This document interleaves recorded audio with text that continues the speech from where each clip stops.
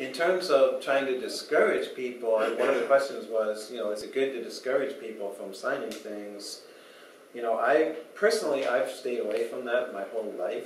I do take a stand, and I've written letters to the editor saying don't sign such and such an initiative.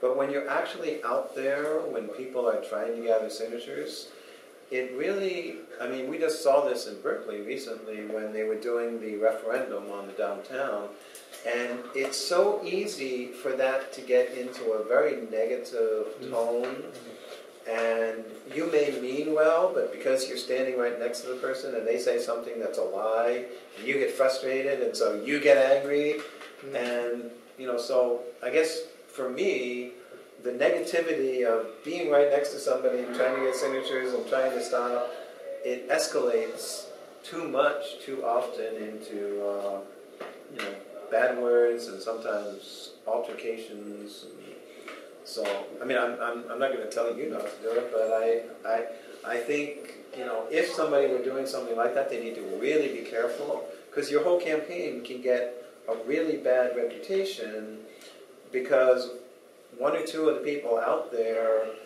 trying to stop people from, blockers, as they call them, trying to block somebody from signing, they do something stupid and it gets caught on camera, and your whole campaign is embarrassed that this one stupid person got really mad because somebody was lying or, or whatever.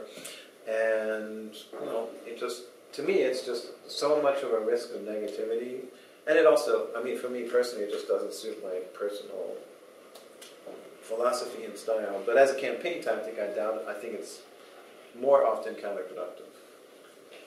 So, in the interest of finding out where the public really stands on this question and potentially arming ourselves with information to dissuade PG&E from moving forward, is there talk about doing a poll to pose these questions and related questions? Well, I think, I'm sure PG&E has already done a poll. Not on our side. And in running a statewide initiative, you virtually need to have a poll. I'm sort of, as a politician, I don't really vote based on what polls say. I really couldn't care less what a poll says. But in running a statewide initiative, if you want to have a chance to defeat something, you're not actually running your poll necessarily in order to find out, are people for or against something. The poll is more to test, there's like 3 or 4 different arguments that you might use against it. Right. And so the poll is, yes, you sort of want to know where the general sentiment is, but what you want to know more is what theme, what slogans are going to work to take undecided voters and turn them to your side, or to take sort of leaning against you voters and neutralize them. That's basically what. And so, whenever I've been involved in state campaigns, we've always had polls, and they're extremely helpful if they're done by people who know what they're doing. And so, I think we certainly want to have such polls, and we need them. Just a couple of perspectives that might help out. There's been a track record of PG&E fighting, local power stuff. In Prop H in San Francisco, they defeated that very handily. And if you saw any of the advertising that went on the TV about it, which was quite a bit, you had no idea what it was about. And it all showed people of color, in those commercials. And they're very slick. PG&E has put a lot of money into buying off the minority community and other communities in a big way, and it's very consolidated around, being opposed to local control of electrical power. And what we heard at the meeting the other day was that they probably have a war chest of about $30 million that they're willing to put into this. They've fought a number of campaigns, and each one of them has cost about $10 million apiece, and they've won them all. But they don't want to do this for the next how many years, so they figure they can put up a lot of money now and win this whole thing. So, that's just, I think it's a big mistake to underestimate PG&E in any way, given the fact that they've sprinkled a lot of money around in a lot of places and bought a lot of communities. On the other hand, I think another way to look at this is that, and of course if they win, it's a disaster for renewable energy in the state. because, you know, they're way behind the percentage of renewable power they're supposed to have, and they're going to be way behind it. They're planning a lot of gas-fired power plants.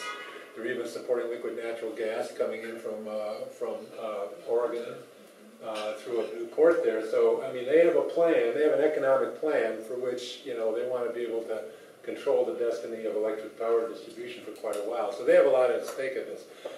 But we have a lot at stake in this too, because we have, you know, our future here. And in a way, what I want to say is that, you know, a defeat for us would be very disastrous. But a win for us, if we did it right, could be a tremendous victory. In other words, if around this we built a statewide coalition in favor of renewable energy in a way that hasn't been put on the table in the past as a way, and we built working relationships between all the environmental communities, between the environmental public utilities, between the cities that don't like this 2/3 vote and all this stuff. I mean, potentially there's a very, very powerful coalition that could be built that could basically take control of the electric power issue for the next future away from PG&E. So there's a tremendous hazard here, but there's tremendous opportunity if we really work on this properly. So I just wanted to sort of put out that perspective around the stakes both ways. They're sort of taking it to the people for us. You know, they're not going through the regulatory, you know, trying to get the regulations on their side. They're saying, hey, this is something people should be thinking about. Yes, it is. Yeah, one other thing I want to mention is this isn't just about community choice, as you know, Al is also implying. It also involves public power, municipalities, and other types of water districts that may want to get into power as well. From the standpoint of local energy activists and the Local Clean Energy Alliance as well, what are some of the things that we can do, you know, given our network and the energy that we can put on the ground here in the Bay Area to be really supportive of leading to some type of victory like Al is talking about?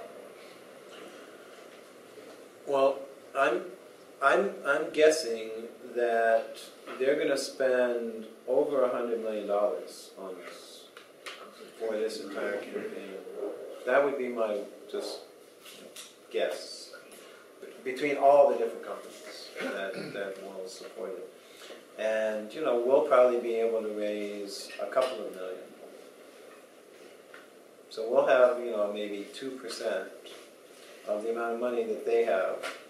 So, you know, there's going to be a lot of TV advertisements. And those TV advertisements are going to say nothing about community choice. I mean, they're going to pick some advertising slogan and just, you know, hit you with it everywhere as you go. So, you know, we have to be equally savvy, you know, in terms of how we use what money we can raise to mobilize grassroots activist organizations and really empower them. I mean, those are some of the strongest ways to defeat bad ballot measures. Having a rally and using the media. Free media is one of the most powerful tools of progressive groups and of any activist group. So we're never going to be able to afford to buy as many TV ads as them, but they're probably not going to be buying TV ads in the next 2 months. We could be getting free media by having events demanding that they debate us or demanding that they meet with us, and then embarrassing them, you know, for what they say if they meet with us or if we're not meeting with us. So we've got to get going early with free media that can help sort of set the tone and the image of this in the public's eye before this massive wave of, you know, money starts to get spent.